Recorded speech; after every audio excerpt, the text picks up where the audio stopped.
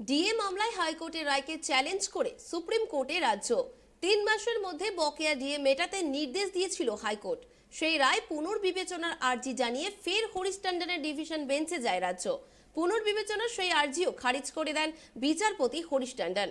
তারপরেই শুক্রবার সুপ্রিম কোর্টের দ্বারস্থ হলো রাজ্য সরকার।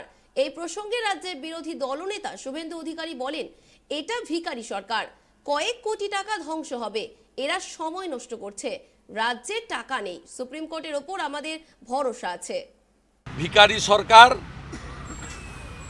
স্যাটে হেরেছে, ক্যাটে হেরেছে, আপনার সিঙ্গেল বেঞ্চে হেরেছে, ডিভিশন বেঞ্চে হেরেছে, সুপ্রিম কোর্টে গেছে, যাওয়ার কথাই ছিল এবং এর পিছনে কয়েক কোটি টাকা ধ্বংস হবে এবং আলটিমেটলি ডিএ হচ্ছে অধিকার।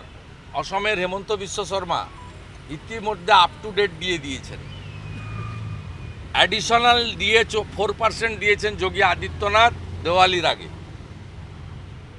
এখানেও কর্মচারীদের হক, আমি সুপ্রিম কোর্টের জাজমেন্ট নিয়ে অ্যাডভান্স কিছু বলবো না।